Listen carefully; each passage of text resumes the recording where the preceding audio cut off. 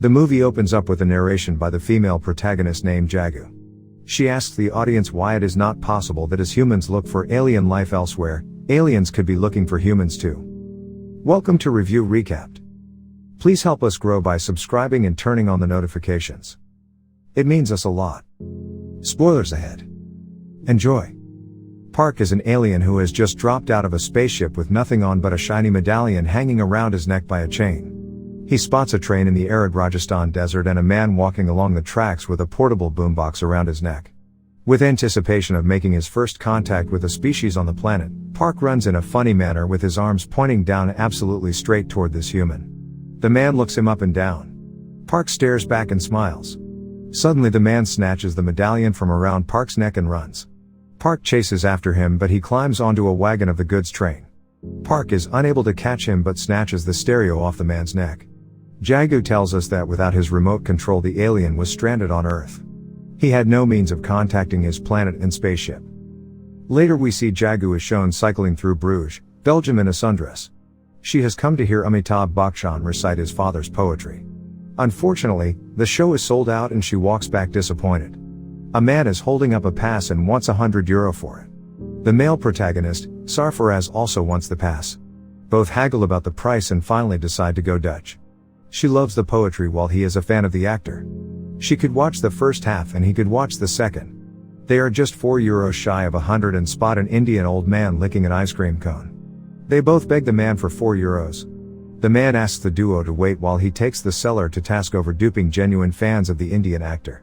To their surprise, the old man reneges. They both go to remind him of his promise to get them the pass. Jagu loses her temper and is led away by Sarfaraz. The pair is shown getting away from the scene, with Jagu riding pillion on her own bicycle. This too is followed by a song. By the end of the song, they are shown falling in love and kissing. The old man makes a reappearance, only to be kissed by both on either cheek. The duo is madly in love.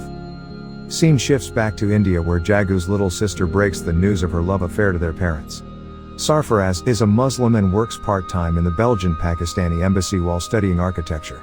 Jagu's dad takes the laptop with the same Skype session still running to the godman, Tapasvi Maharaj. Tapasvi advises Jagu to forget Sarfaraz as Muslims betray and her dad warns her that if she went ahead, he would throw her out of his house. She shuts down the laptop and session while Sarfaraz comes and sits down next to her. She asks him if he would marry her the next day. He replies in the affirmative. The next day, she is in a church waiting while the last couple get married and leave. A bride gives Jagu a basket with a kitten to hold while the minister calls out her name. A little boy gives Jagu a letter which is signed simply "I'm sorry." Jagu leaves Belgium heartbroken. In India, her dad makes good on his threat and she has to rent an apartment. She works as a television news reporter. She is shown unhappy with the quality of stories her boss has her read out of a prompter. Jagu spots Park in the tube/metro distributing pamphlets with images of various Hindu gods, asking people to contact him if they find one. Fascinated, she suggests to her boss that they air a story about Park instead of one about a puppy that is alleged to be suffering from ADHD, suicidal thoughts and various other psychological problems.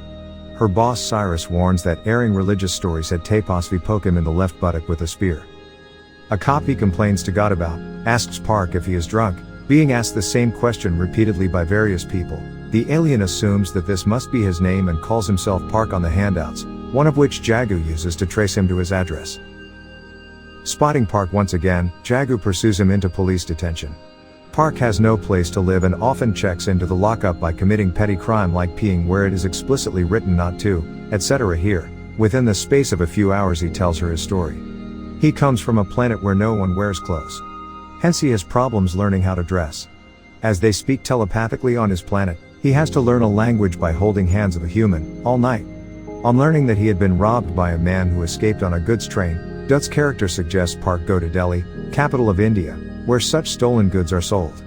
On finding out that his remote is being touted as a bell that fell off the Dumru, Indian tambourine, of none other than the Lord Shiva, Park goes about collecting refunds from all the holy shrines for letting him down.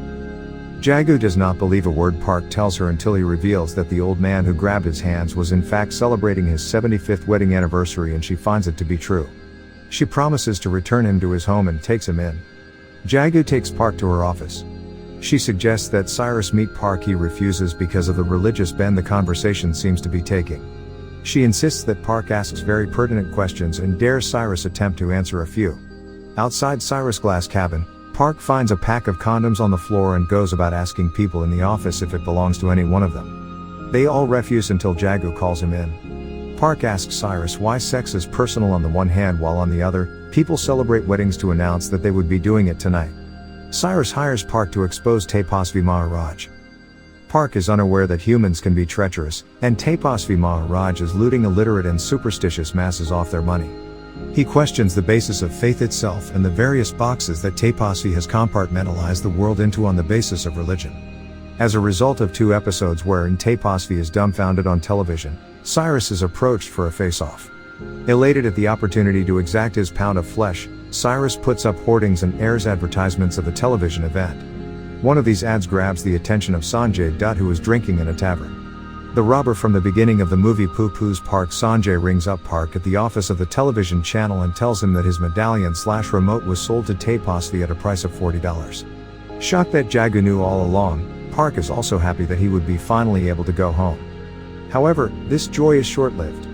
When Park goes to the train station to meet his friend, a bomb blast kills both Sanjay and the thief. At home, the extremist group with Muslim outfit on television says they would protect their god. Tapasvi brings the medallion and offers it to Park on the televised face-off if the latter could prove his prediction wrong. Park asks Jagu if she contacted Sarfaraz after having read the letter. She refuses as she too believed that Sarfaraz had betrayed her as Tapasvi predicted. The boy only gave the letter that was not even signed to a bride with a kitten. Cyrus insists that she call Sarfaraz immediately. The hand phone number has ceased to exist. She calls his college, but the administrator refuses to reveal students' contact details. Cyrus dials the Belgian-Pakistan embassy and puts the call on speaker for the television audience to listen in. Jagu asks for Sarfaraz. The lady at the other end asks if it is Jagu and tells her that Sarfaraz calls every morning at 9. His only query is if she had called. Jagu's mother, with tears welling up in her eyes, and sister watch at home while her dad takes the medallion and gives it to Park.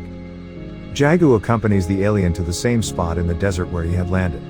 He is carrying home the boombox with 2 trunks full of Duracells to play recordings from Earth on his planet. One of the trunks is on the bus while the driver takes off. Park chases after the bus. Alone with the stereo, Jagu hits play and realizes that all cassettes are recordings of her voice. She also finds a note, written by Park on the back of a business card, confessing his love for her. When he returns, she confronts him about the recordings. He lies. All along, from the very beginning of the movie, Jagu was reading out of a book she had penned about the experience. Park had taught Earthlings to love and learn to lie. Being telepathic, on his planet it was impossible to tell lies. A year later, the spaceship lands once again, bringing a group of aliens who speak the language Park had learned. One asks Park how many times he got thrashed. In reply, Park pastes stickers of images of Hindu gods on each cheek and calls it self-defense. Hindus cannot hurt an image of God no matter where it is. Hope you enjoyed. Thanks for watching.